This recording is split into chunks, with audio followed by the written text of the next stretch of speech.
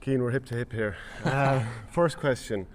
Like, I was thinking about the sideline cut, and it's not the first time that a decision like that has gone against you. I think at the minor in 2013, was Barry Nash had a point I think, yeah, was calibrated for football rather than hurling. You ended up, didn't you train on for a couple of weeks? We did actually, yeah. We trained. I think Jerry Wallace and Brian Ryan brought us back the week after training with the hope that we'd get a replay or whatever it might be. But I suppose it's disappointing. I suppose the last day as well. I know I've said it already today. Like, we don't make that as an excuse as why we lost. We know ourselves we didn't perform, and Kilkenny actually brought everything, and you know, they won in the day, and it was great credit due to them. But obviously, as a player, when you sacrifice everything and you put your whole heart into something, and you sacrifice holidays, you sacrifice family events, like, and a puck of a ball between the teams, and the decision isn't given. I don't blame anyone. You know, everyone's human at the end of the day, but it is hard to take, and it's something that we'll have to live with for the rest of our lives. Like. And when I'm not sure what position you had on the field, but when you saw it being cut, did you see, okay, there's been a touch, and you're thinking straight away, all right, Galan will knock over 65 there? Yeah, well, I was right beside it actually. I remember Dara was taking it, and Dara's very good at the line balls, and I saw when it got up off the ground, it was heading towards the goals, and I saw a deflection, so automatically you think yourself, sure, that's factual, like it's 65, but when the thing wasn't given, me kind of roared and shouted, but the ball is pucked out, and you have to kind of focus on the ball. But the final whistle went, and you know, a few minutes prior to that, Dermot Burns had just put over 65, and in my own opinion, he probably could have slotted that one too, which would have brought it to a draw and maybe got to extra time, and God only knows how it would have went. But I suppose, like, you know, when we're looking back in 20, 30 years time, you're going to remember that day, and you're going to remember a decision that could have got us over the line, or could have got us an All-Ireland final. But I don't know, I don't blame anyone. Like, we obviously have to take a look at ourselves as a team and look at our performance, but I don't know, no one knows what tomorrow might bring, and no one knows if we ever get back into a position like that again, you know. And when that final whistle went, what was going through your head? Oh, I was bullying, like, I was angry. I went to the ref and I went to the officials, which is wrong too. I probably shouldn't, like, but they're humans, you know. They don't go out to do their best, and it's a lot of pressure on those lads during the day. But as a player, you kind of question yourself. You'd say, geez, I'm actually sacrificing everything here now, and the heartbreak within yourself and the disappointment of having to get back on that bus and go back down towards Limerick after losing my point, where you could have had a decision given that could have got you a draw or whatever. But you know, I take nothing away from Kilkenny. You know, they showed massive character and whatever, but within myself, it's something that I just keep replaying inside my head, that, you know, a decision like that could have given us the opportunity, you know. So there's probably, we'll just estimate, 9 months of the year where you're squirreled away into the inter-county environment and probably withdrawn a little bit from your normal club life, public life and whatever.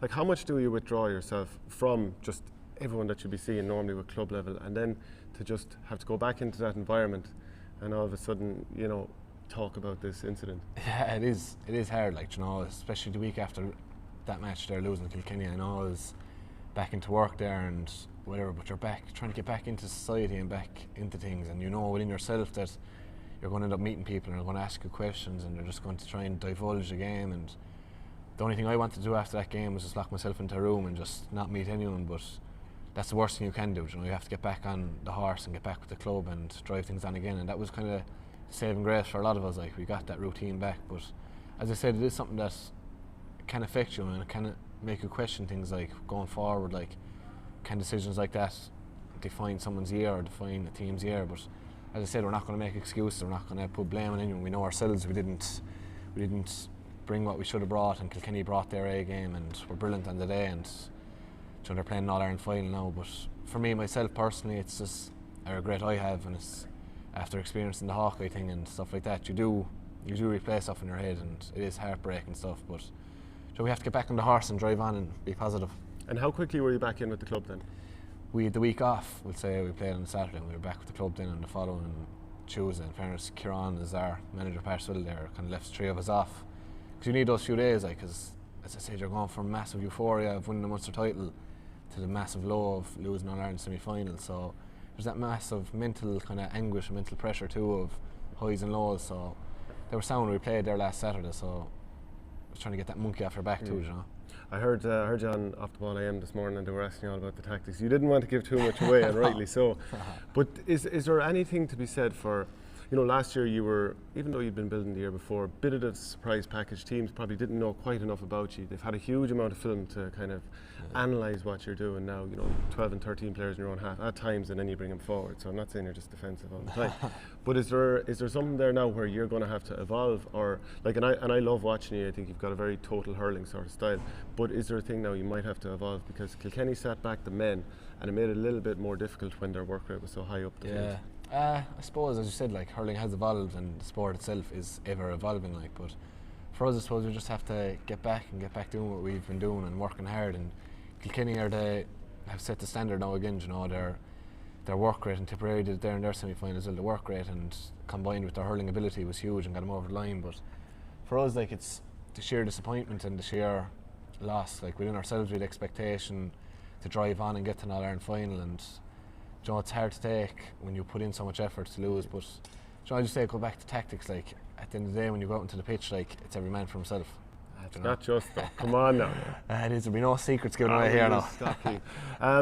You know, the winning the Hurler of the year and doing it at such a young age, for Austin Gleeson, it's a crown that's sat heavily, you know, in his own words. Whereas if you look at the likes of Joe Canning, he won it, and it was as if everything that might have weighed him down previously, it sort of almost released him to play even better hurling ever since. For you were having a great season.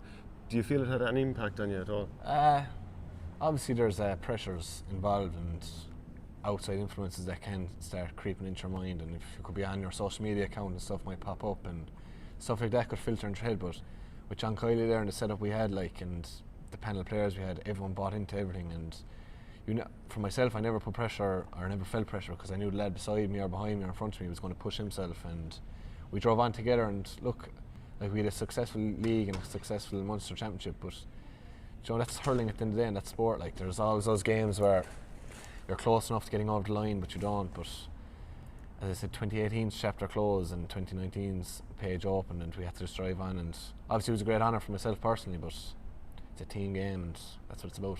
When did you decide to cut what we could either call the ponytail or the rat's tail, whatever you want to call it? Jeez, I don't know. That was around a long time now. I'm thinking about going mad again and leaving the hair grow long and braiding the whole thing back. I don't know, I need to change up something anyway. But no, there was no phase to it I went through, and I kind of, as I said before, like, Oscar Wilde always said it, and it was a quote I used in my leaving cert. It was, be yourself and everyone else is taken. And I believe that's huge. And I go back to young kids and young boys and girls today, like, they're in school and they feel they have to be something, or they have to engage with some sport, or engage on their phone and be on social media, or have the best clothes, like, but go out and be yourself and do what you think is right for you, and don't conform to the social norms, like, you know. So the hair could go along within the next few weeks, like. And why not? Why not? Be yourself.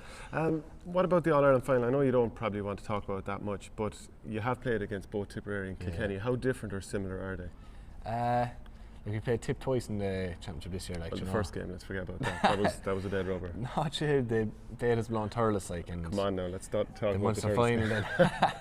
The Munster final then, like, we just came out and we had the luck, you know. We had the wipe of the green, things went our way, and like, Tipperary had a few chances at the start that could have went their way too, and it just didn't, like, you know. So Cian, you were awesome.